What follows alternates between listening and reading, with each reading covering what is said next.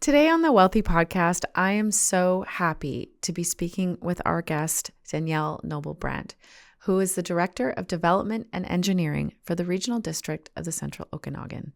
And what that means is Danielle is an urban planner. Today, we're going to talk about how urban planning really makes a difference in the overall health and well-being we experience as individuals, whether it's green spaces and parks, the availability of housing, cases of equity, diversity, and inclusion. Danielle and I get into it all. I ask her the hard questions, and she also takes me to task on a few things. You're going to want to listen.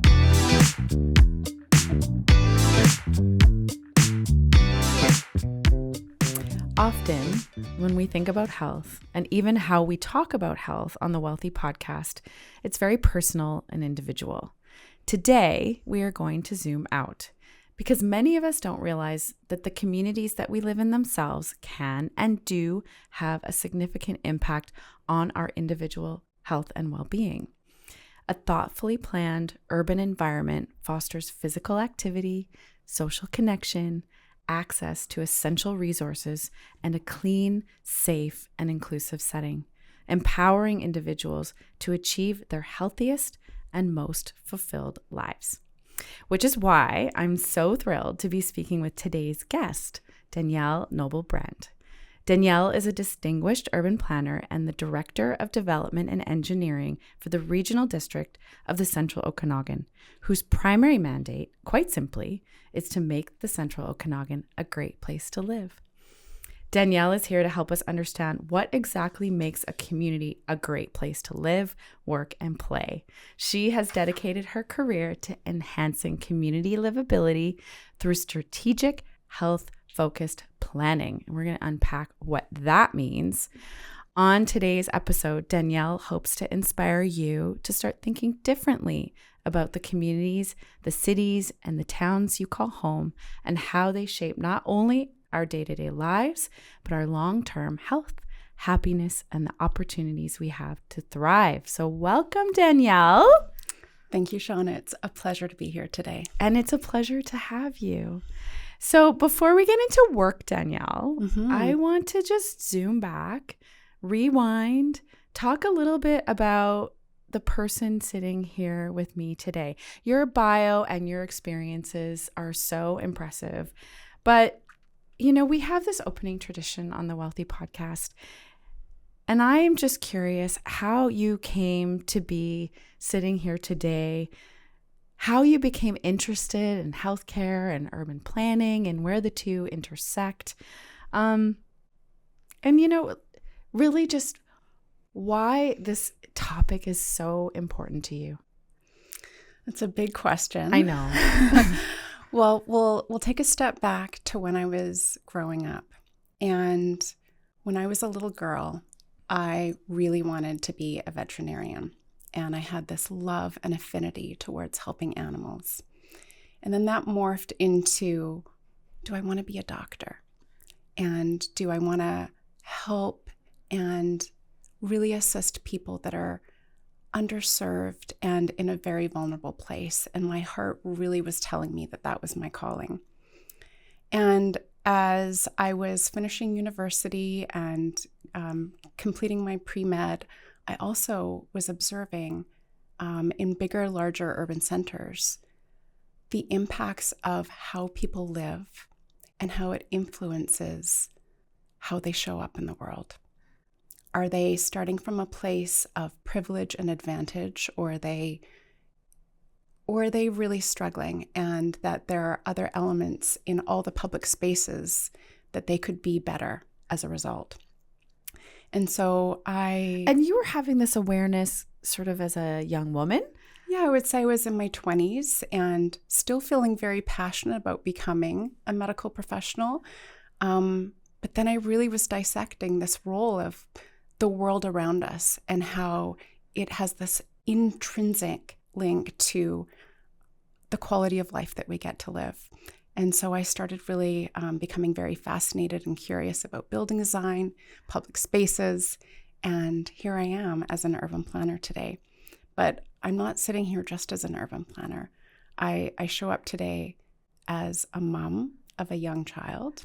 I'm here as a daughter of somebody that has been on a multi-year cancer journey that concluded.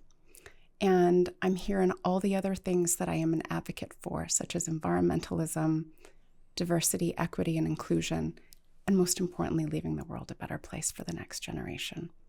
I love that. So how did you pivot then? I'm curious about this because I have a daughter who is 17 and a niece who's the same age, and they're looking at universities and what are they going to do with the rest of their lives. And when we're 17, we have a very narrow view of the opportunities that exist in the world, right? So how did you go from, I'm going to be a doctor to, you know what, I'm going to pivot now and I'm going to be an urban planner? Did you just one day say, I'm going to change my major? Well, it is a conscious decision, but also being open to all the organic ways that life leads you. And interesting, I think we're at this really pivotal moment for the next generation where, and this is a broad generalization, but I feel that this next generation is more purpose-driven than ever. And their call to action is really needing to be attached to how they fill themselves up. And I think in previous generations, people have done what society has expected of them, or there's been a past practice or what their parents did serving as a precedent. And that's not how this next generation is wired. Their call to action, it comes from within and their own purpose, and all the sacrifices that they're willing to make as a result of that choice. I totally agree with you. I actually think teenagers get a bit of a bad rap. My experience with teenagers is that they're, curious. This next generation, as you refer to them, they're curious. They're very purpose-driven, very multidimensional, and really hardworking. So I too am quite optimistic about this next generation. And I love that you started on a path and then because of your own, I don't know, let's call it curiosity and observations, just being mindful and awake in the world, you started to have those questions about like, what if we looked at health from a lens that's more sort of perhaps upstream rather than downstream, which I think most of us would place the Western traditional medical model in, right?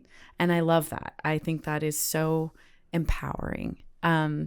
So then, Danielle, I'm curious, how would you describe the mission that you're on? I think the best way to frame it is making choices today that have ripples of change for the next generation's benefit. I really feel this calling to influence really transformational decisions that we at this point in our society need to grapple with and do them from a place of responsibility, collaboration, and whole systems thinking. And I'm really excited about all the possibility of change and transformation that we're at this moment in our society. That is, again, I really appreciate the optimism. I think that there is a lot of opportunity to frame some of the challenges that we're facing as challenges rather than opportunities. And as an urban planner, interestingly, I love the lens of optimism and opportunity.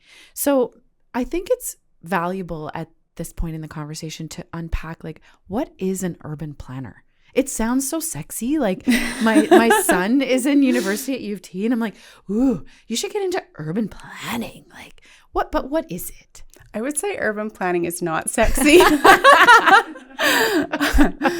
When you dissect it, urban planning is really, at its heart, it is transforming city design and integrating all the different systems that cohesively need to respond to each other. So when we unravel that a little bit, it's about reimagining land uses alongside transportation choice, alongside all of the amenities that you need to get through your day. And how do they harmoniously all work together to optimize infrastructure, to optimize people's choice, to enhance their quality of life? And so it's all these building blocks that you're expected to perfectly puzzle piece together and do in an imperfect setting with financial constraints and political interferences and oversight and many tiers of government.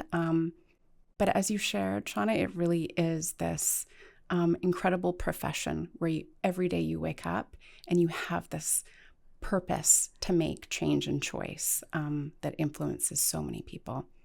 And I think it's really maybe overlooked. When your name first sort of came across my radar, we have a mutual friend and colleague, Sheila Turner, who we'll also be inviting on the podcast. But she spoke very highly of you. And I never really considered how urban planning impacted health. But then in doing a little bit of research into your background and the role that urban planning plays in health, I realized, like we've been discussing, it's really fundamental, actually. So tell me about a day in the life of Danielle at the regional district. What do you do? What are you hoping to impact, specifically with some of the choices that you're making or the work that you're doing? So my portfolio is quite broad. And urban planning really takes kind of two specific streams. One is you're reviewing development approvals. So, and I don't want to say that they're transactional, but you're examining development applications and really seeing how do they conform and advance policy objectives. But the really exciting piece of my work is policy setting. So Did you just say that? I did. The really exciting piece of my work is policy setting. It sure is. Yeah. It is setting direction and harnessing community vision into master plans that are very future forward and using those as our guide and our roadmap to make capital decisions, infrastructure choices, onboarding different housing typologies to meet how our demographics are changing. All of these are part of planning in an upstream policy setting work, and that is what lights me on fire. Okay, fine then. I'm going to double click on that. So tell me about a policy that you're currently working on, if you can. I'm sorry, it wasn't in our list of questions, but you said I could go off script. But tell me, what is a project that you're working on that's really exciting, or maybe a policy that you're working on that's really exciting to you? Well, in the regional district, we have what's called a regional growth strategy. And this is essentially a 20-year vision of how, where, and all the different systems of what we want to intentionally shape over the next 20 years. So we're about to press reset and open that regional growth strategy up and reimagine our next 20 years. Ooh.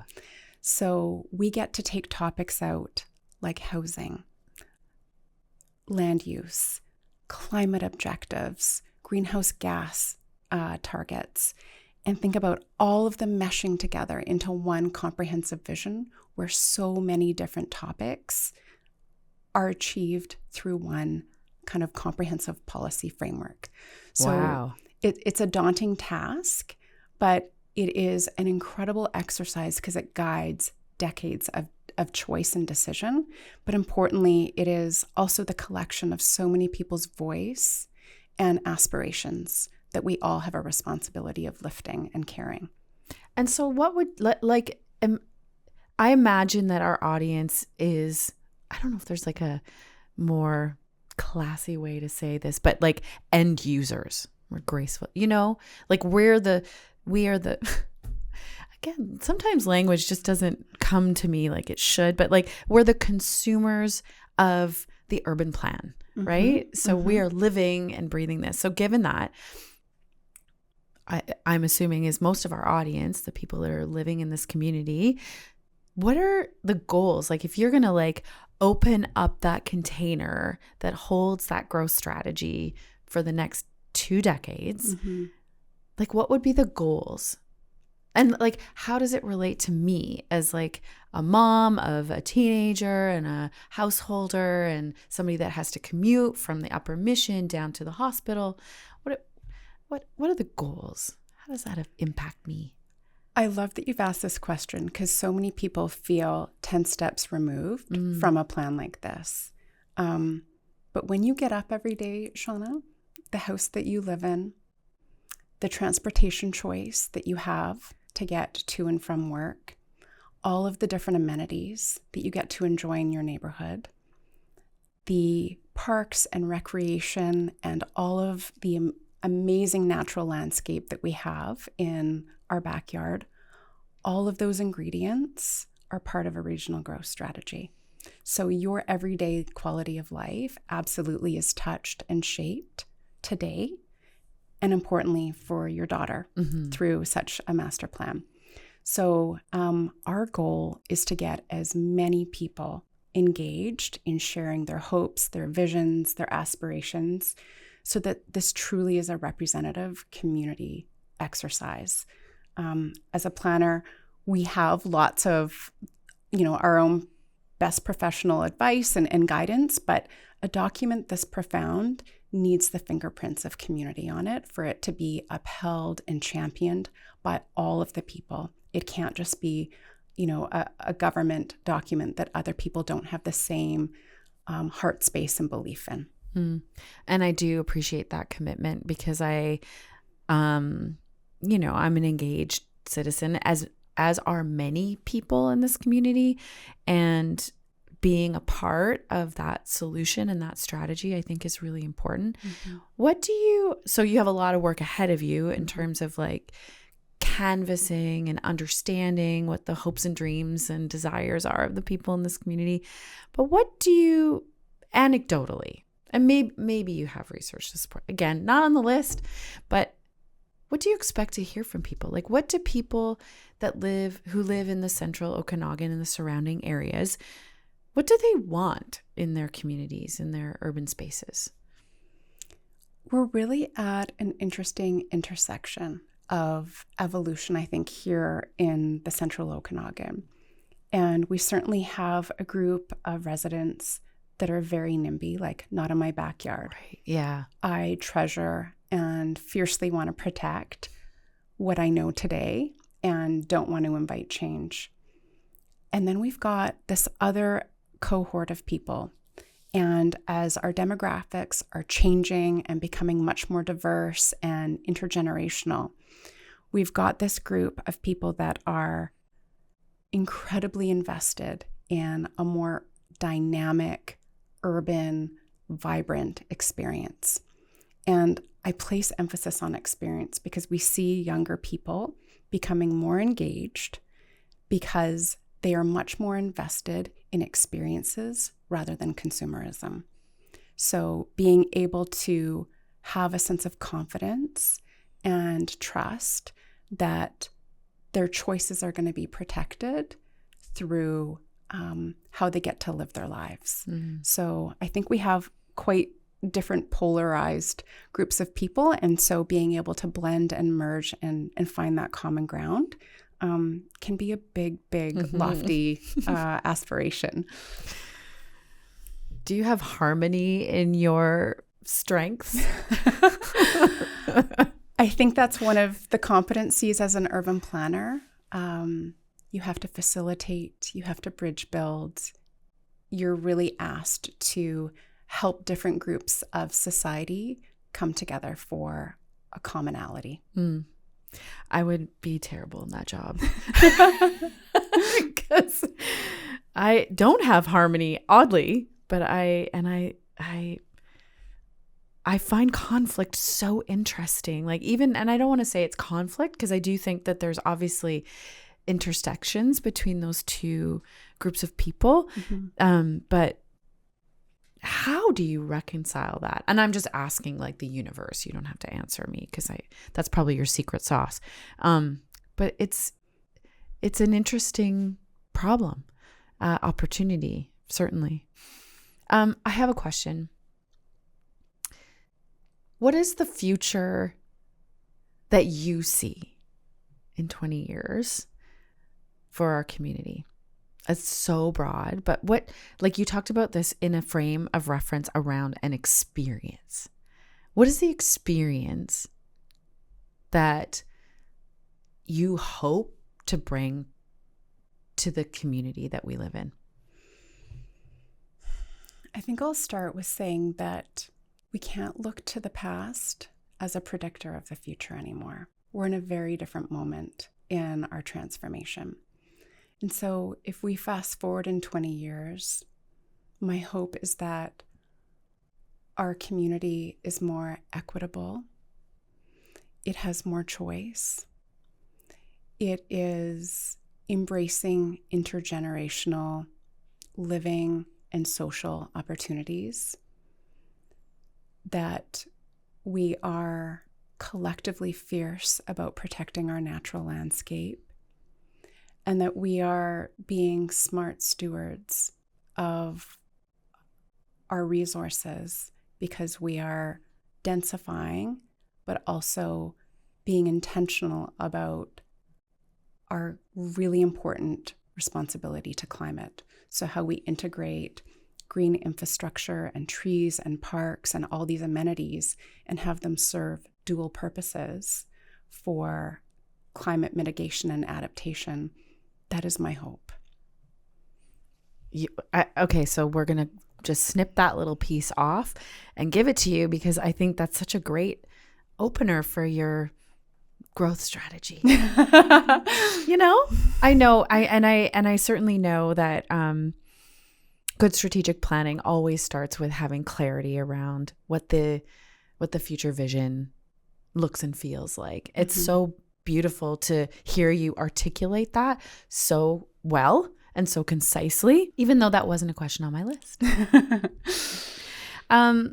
So our listeners often hear from, like, the people sitting in that chair are often in the medical profession or healthcare professionals. Some of them are working in community.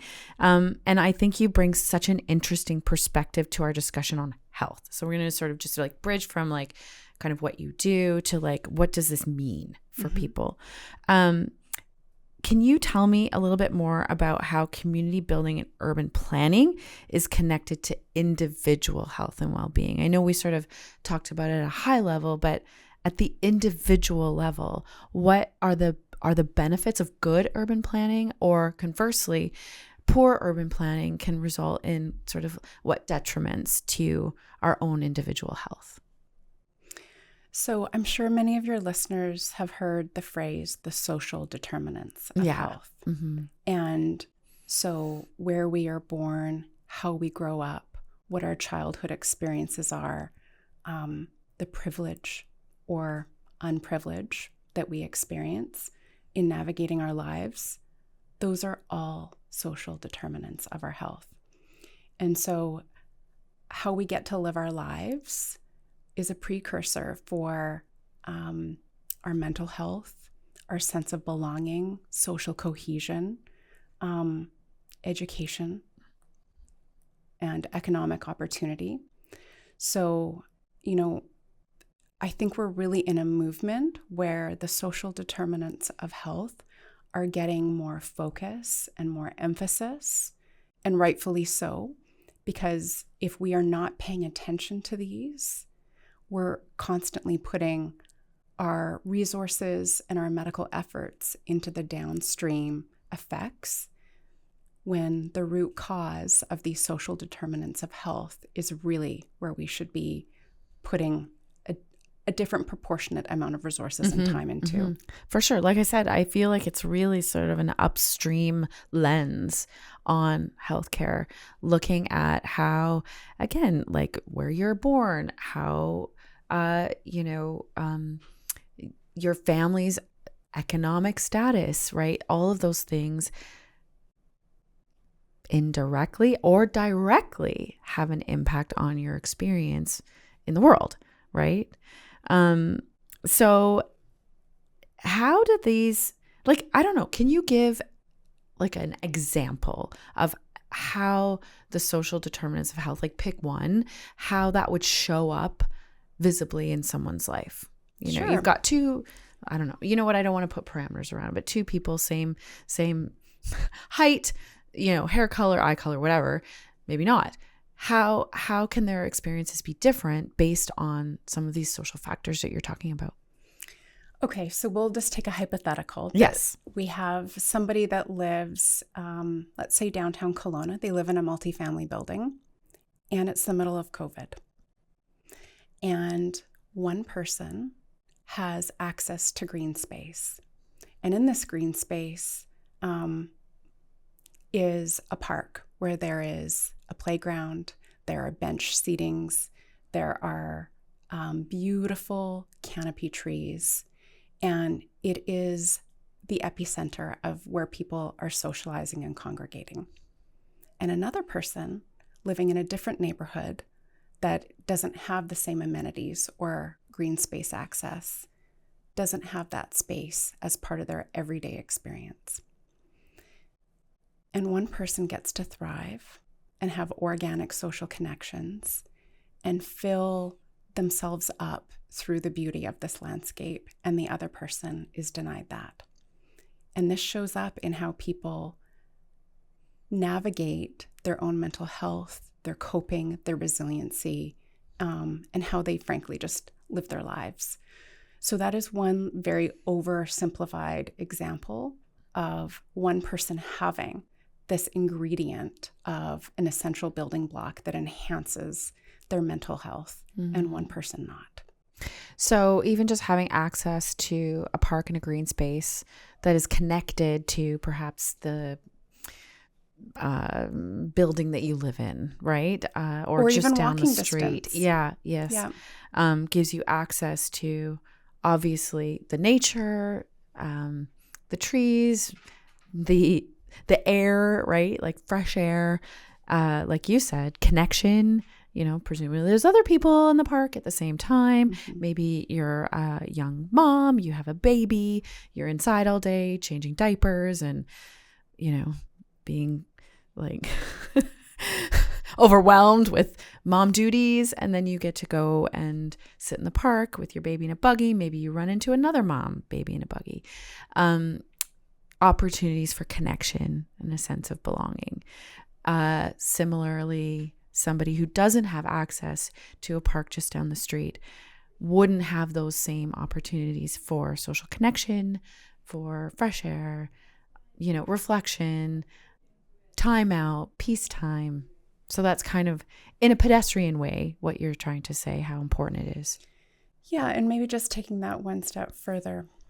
We live our lives when we close our door to our houses, but we fill ourselves up and we recreate in public space. And so it is the sidewalks, the plazas, the parks, all of those public areas that really we're seeing this renewed attention to, and the role that we have in making sure that those public spaces serve humans first and cars and other modes of transportation a distant second. Oh, I like that.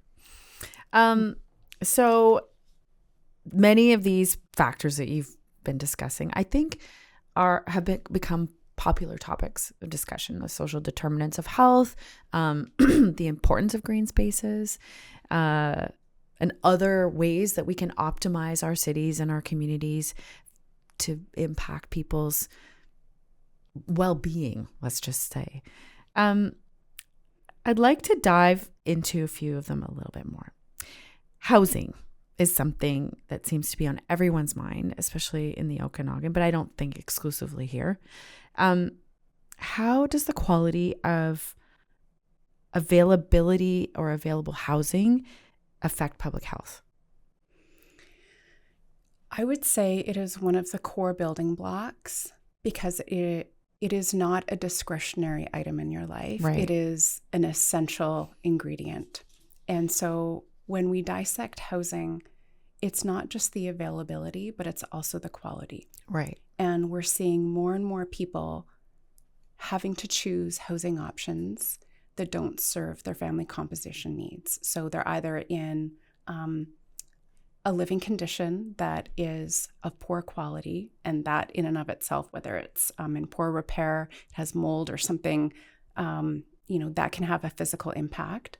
But if you're living in a housing situation where you don't have sufficient bedrooms or living spaces to accommodate all of your different family needs, that in and of itself can be a high determinant of other factors that can lead to poorer health outcomes.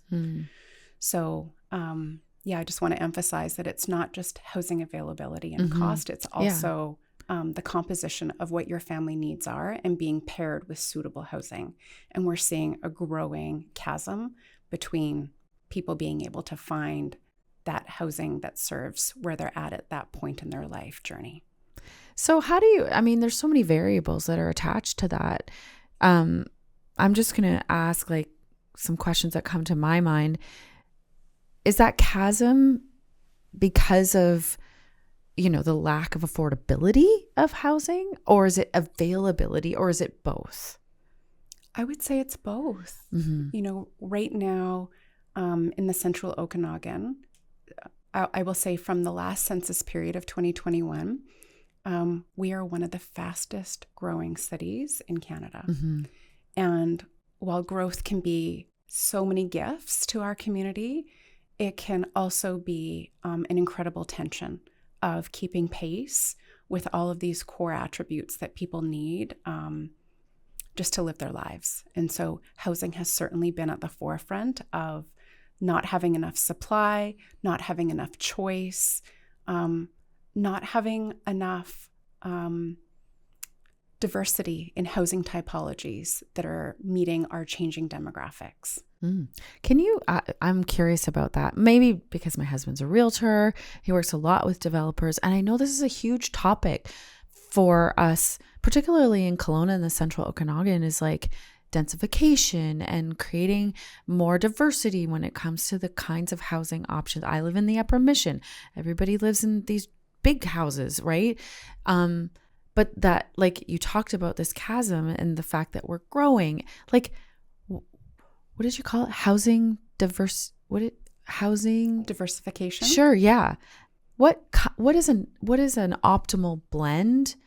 And again, I know there's a lot of factors, but given the demographic profile and who's moving into our communities, who lives here, what people are doing, who's retiring, what is an optimal blend?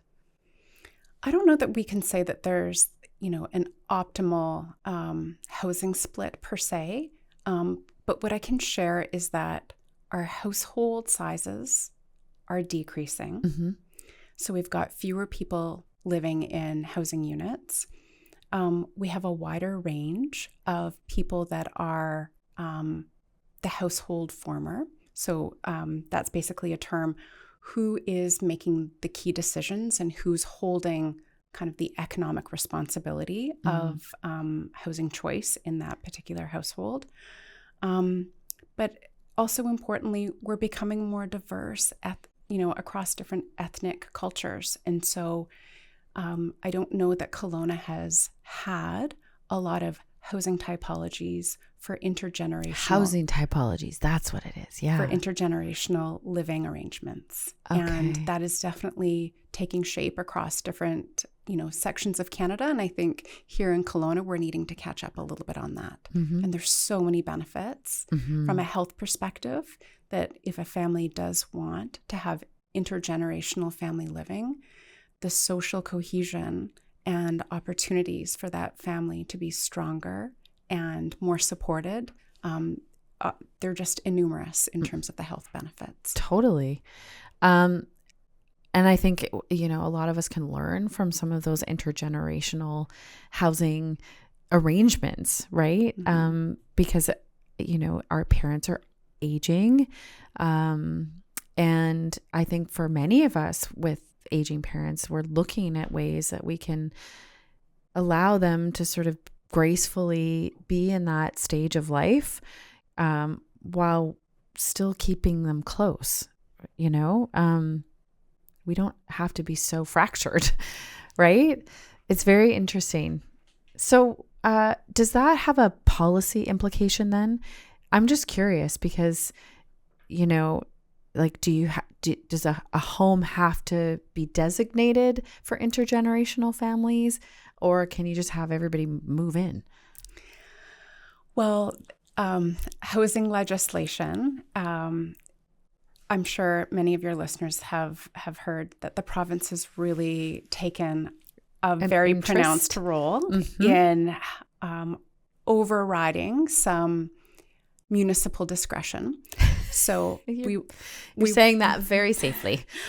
We will share that, the era of single family homes being the dominant family typology is going to be more in the rear view mirror. Okay. And we are leaning towards more multi-unit family housing. Okay. So that we can be smarter and more efficient with densifying. Right. So I would say that yes, intergenerational living has lots of possibility here because in the region we are moving towards naturally opening up more housing typologies that would invite that opportunity.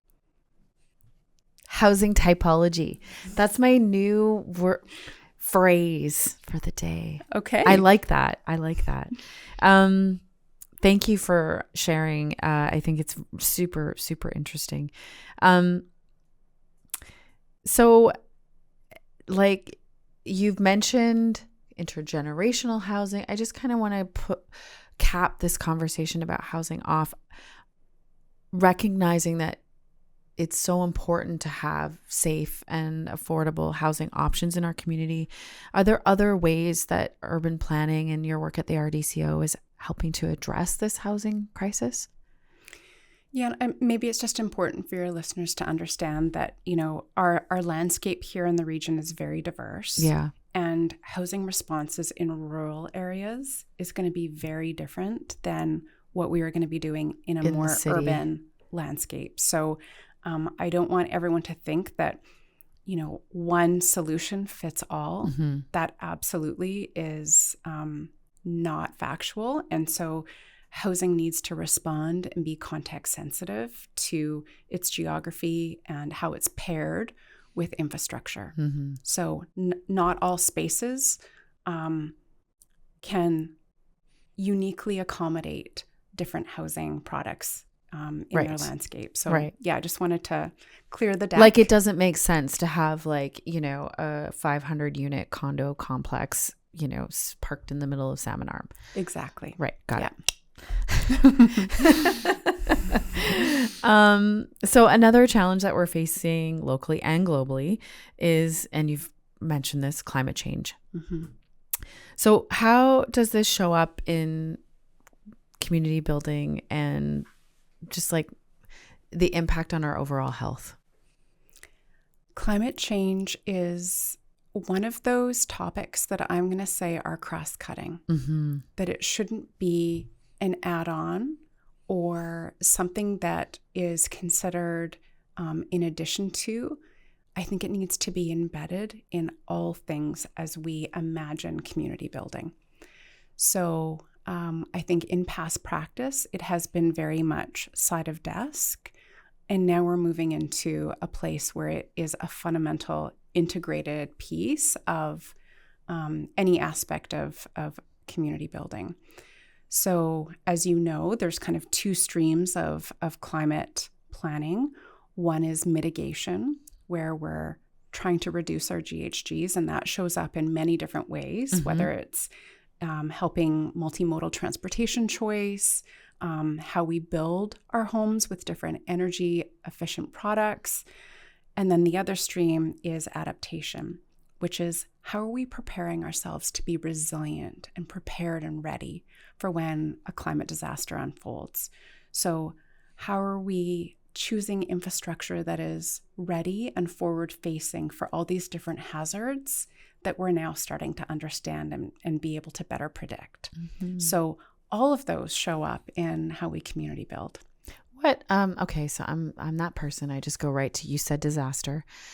Like, we've certainly experienced this in the interior, the implications of climate change.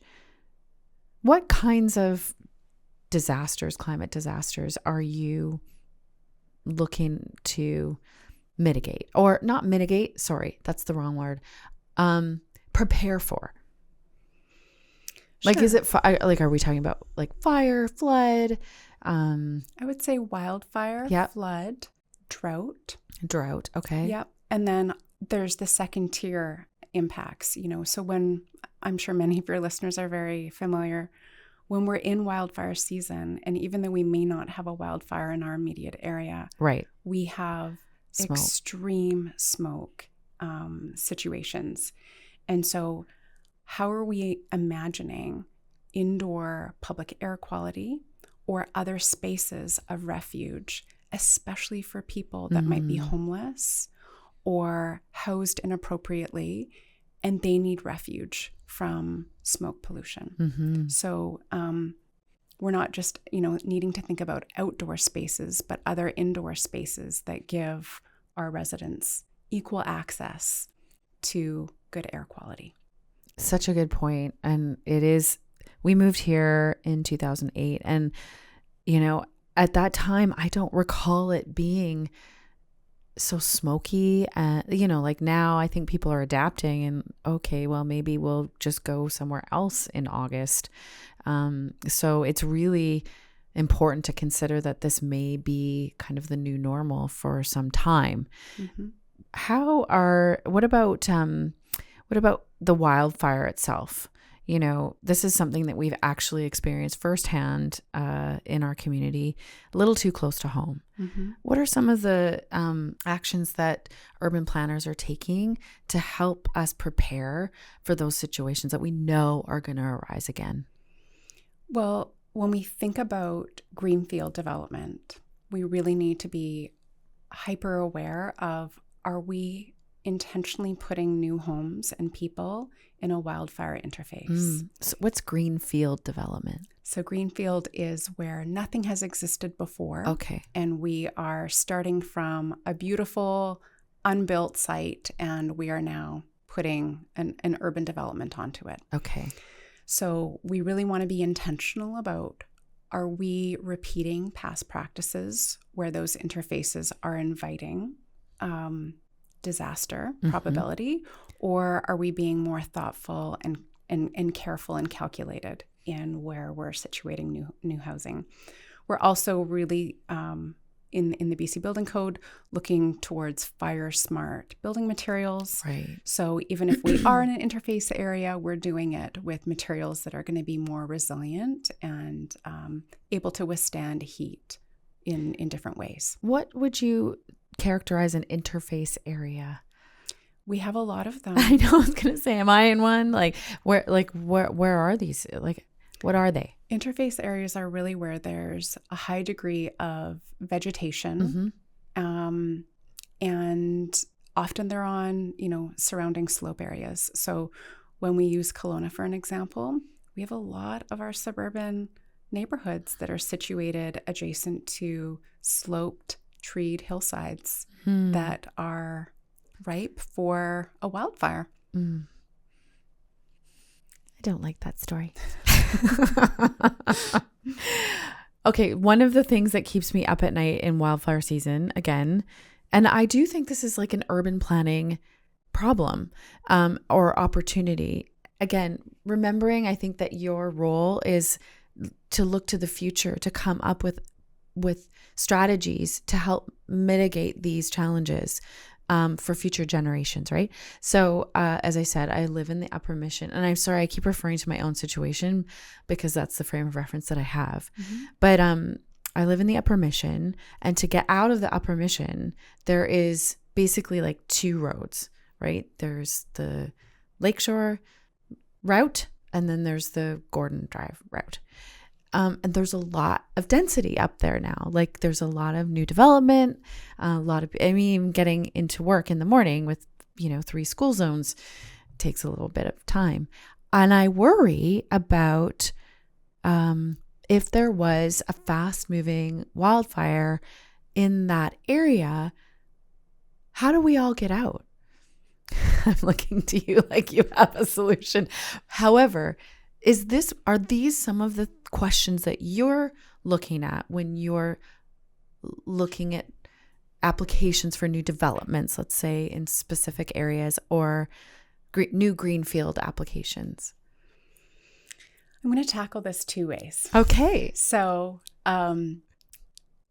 this is not just an urban planning conundrum. I want to share that there's many disciplines at the table, whether it's our transportation engineers that are examining, road capacity. We've got our fire professionals that are also helping to make decisions. And then, of course, there's our politicians that also have a role in this. So it doesn't just fall to the hands of urban planning to make these decisions in isolation of all the other disciplines.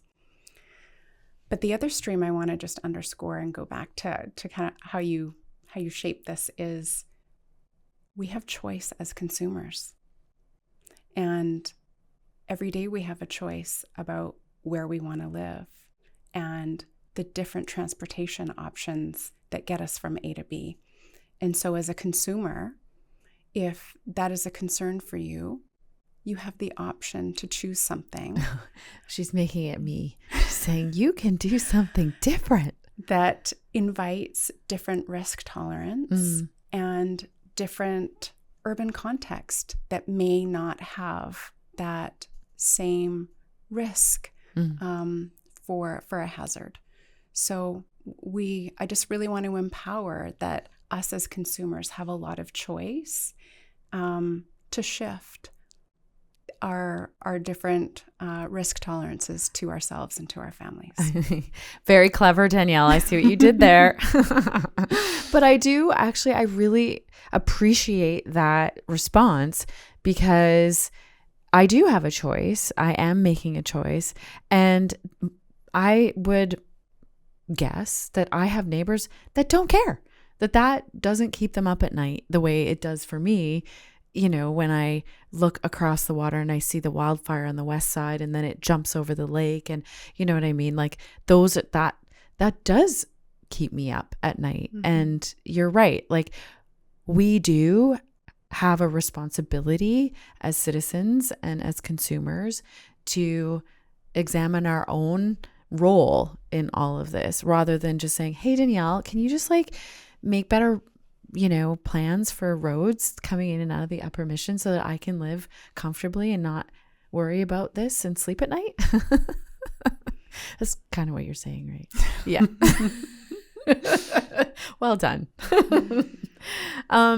Okay, I'm going to switch gears a little bit because your work intersects on so many levels with some of these social determinants of health. And I appreciate you taking the time to unpack them because a lot of the times they're just talked about in grand or theoretical application, but not in real life. So I want to move to, this past year, I've learned a lot about equity, diversity, inclusion, and its relationship to health outcomes. And I know you know a little bit about that too.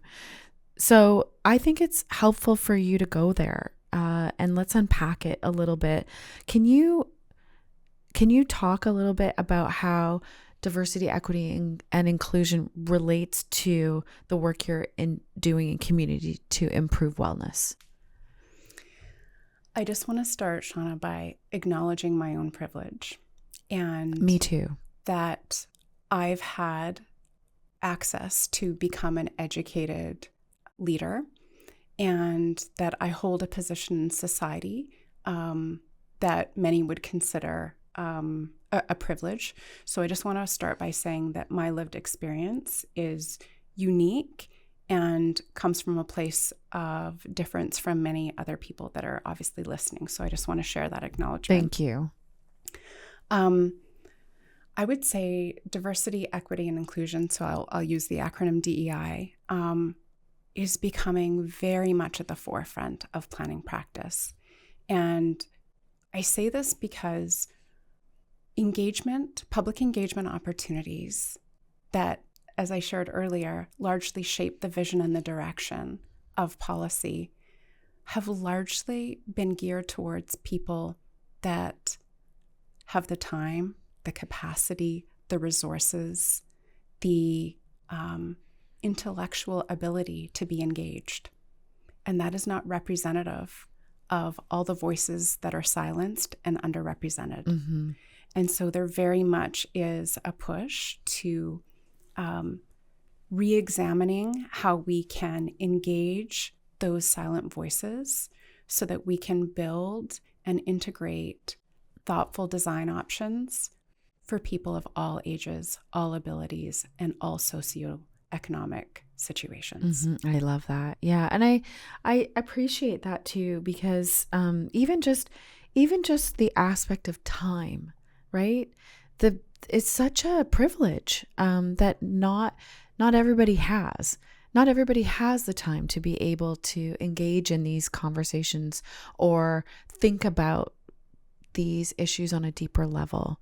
But that doesn't mean that their perspectives aren't important, right? And so I really appreciate you. And of course, there's so many other aspects to it. But I appreciate that that's such a priority in terms of the engagement process. Mm-hmm. So I think is there anything else that you can say? I know I only have 10 minutes left. I can't believe this has gone so fast. I've learned a little bit about equity, and I think I largely misunderstood what we were talking about when we're talking about equity. I think I thought about it in terms of equality. Mm-hmm. Can you define, in the capacity of your work, what we're talking about when we're talking about equity? Sure. I'm sure many of your listeners have seen that image of the different people that are starting on boxes, looking over the fence. Yeah. And for those who may not be familiar with it,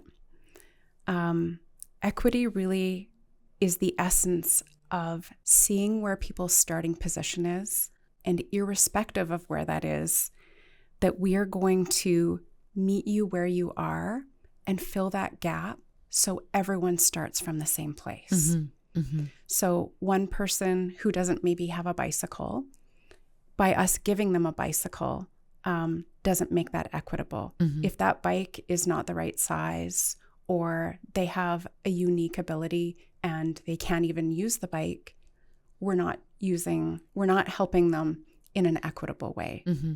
So planning is really taking a very intentional and cultivated lens to making sure that all people, irrespective of their unique considerations, are being woven in to an equitable outcome. Mm-hmm, mm-hmm. Everyone has the same fair and just opportunity to housing, transportation choice, recreation, and even education. Mm-hmm.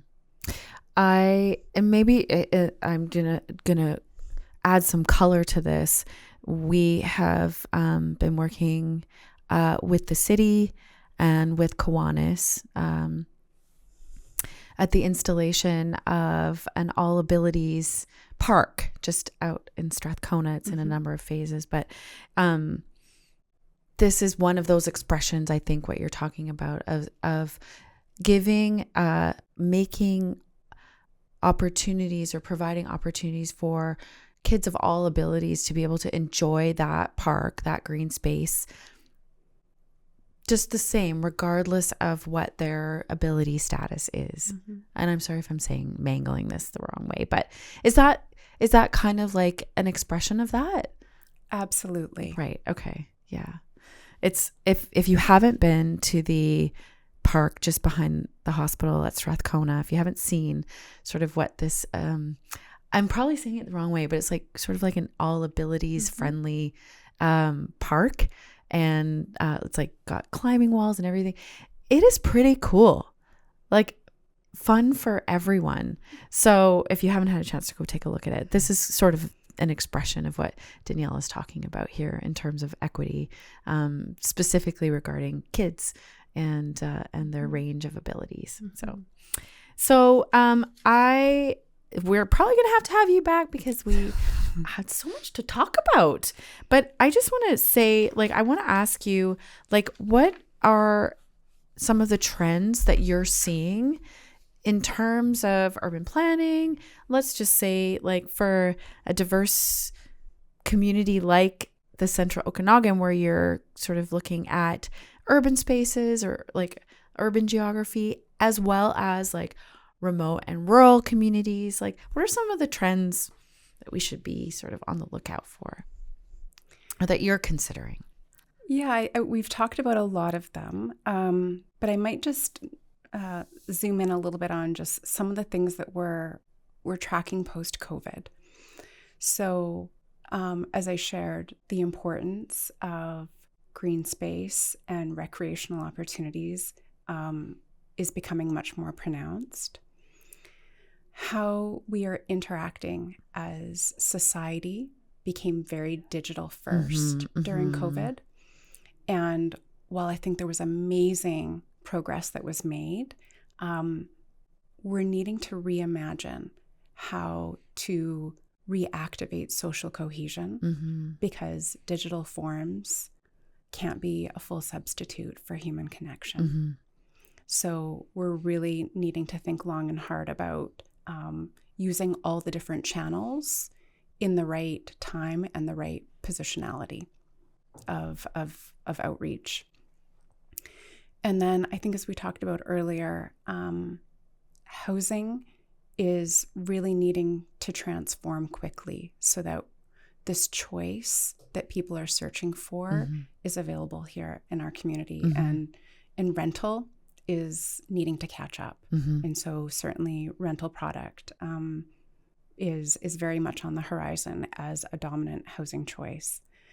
And then I think maybe I'll just share about the role of placemaking, that people really want to belong to a community that has uniqueness and identity, and mass building without character and without that distinctiveness is going to invite opposition. So how do we intentionally cultivate uniqueness at a time of significant growth that people can feel an emotional attachment to? What's our brand? I'm a brand manager. Okay. Yeah, but that's what you're talking about. Is like, what is the experience that we can use our legacy to guide us into sort of the future, without losing it, right? And that's important. People are attached to that, right? There's something about, I love saying I'm from the Okanagan. You know, like, it doesn't matter where I go, especially in Canada. If I say, they say, where are you from? Well, I live in the Okanagan. They're like, oh, you're so lucky, right? And I think that's what we want to preserve, right? For everyone, not just people that look, smell, feel, sound like me, right? Maybe that's a gross way of saying it, but I think that's the energy that we're trying to move ahead with. That's what makes me excited. You've talked about, and I really appreciated you sharing, that we all have a role to play in shaping our community for the better. What else can we do? I think we're at this moment in time where there's a lot of crises that we're having to navigate collectively. And whether it's the housing crisis, the climate crisis, opioid, mental health, everyone is being touched by one or more of these, and being asked to navigate really challenging variables. And we can either be paralyzed by fear and be in a place where we're inactive, or we can lean in and be part of the solution. And I hope that people choose the latter. What are some ways people can lean in? Being engaged in your community in a constructive dialogue, I think, is really important. Many decisions are very politicized that impact everyone, and it's important that we are having productive, knowledge, evidence-based decision-making. And so you, as the listeners, have an opportunity to help shape and steer the dialogue on key decisions that we, sitting at this table, will inherit, but importantly, the next generation. Okay, I'm going to shift gears really quickly. Okay. Danielle, thank you for everything that you've shared today. It's really been I really enjoy these conversations. Primarily it's with people working directly on the front lines of healthcare, but being able to zoom out and take a big picture look at how our communities and our cities and our green spaces and our housing, all of that has an implication on the overall wealth that we experience on an individual level. I'm curious for you, how has your definition of health and healthcare changed over the years? I think it's become reinforced, honestly, that healthcare has never needed to shift more upstream than in this moment, especially where mental health is so at the forefront. So, how can we optimize our built environments to allow people to lead their best lives? I love that. And then on a more personal level, what areas of your health or your life do you feel wealthy? And wealthy in the context of like our wealthy, which is all of the determinants of health. I feel so lucky in the position that I have to be able to shape and cultivate dialogues across our community.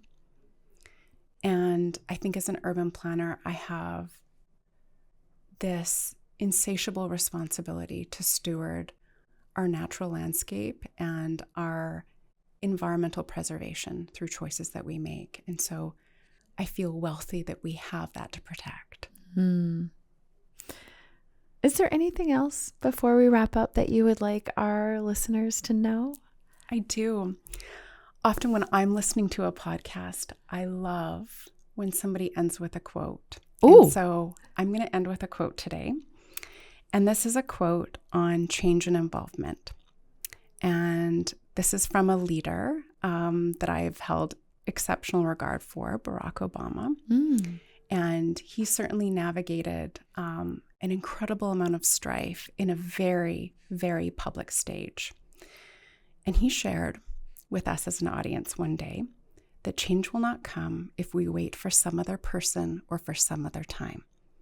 That we are the ones that we've been waiting for, and we are the change that we seek.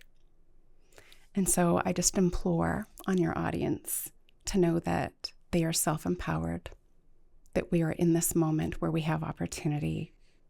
Collectively, we will hold hands and have collective responsibility. And I hope that they feel a sense of inspiration in what they can shape. Well, I do.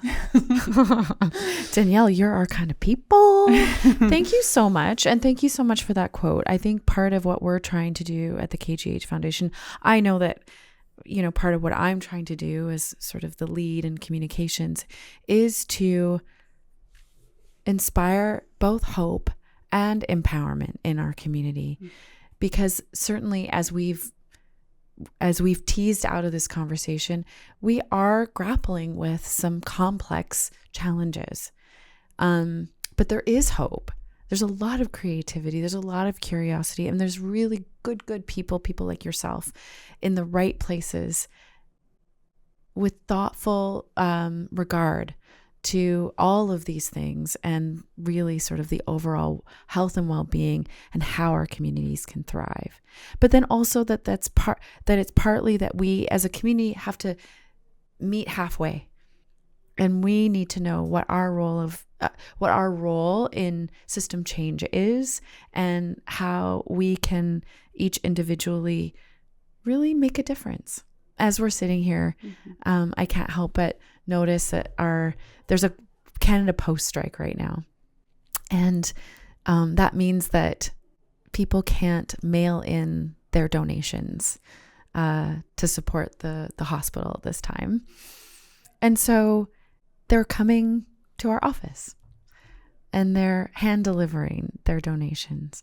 And what a beautiful opportunity that this has been for us to connect in person with the people that are drinking the Kool-Aid, as we say, that believe that there is hope and optimism and that feel empowered to make a difference by making a gift. So there's always an opportunity to get involved. Thank you so much, Danielle. This has been awesome. I was like so nervous and excited for this conversation. I've literally been coming in to our boardroom where we record like every half an hour, like, is it now? Is it now? So thank you for coming, and thank you for being so open and articulate and sharing in the way that you have. And thank you for your curiosity and desire to enlighten everyone to be an active participant in all the ways that they can.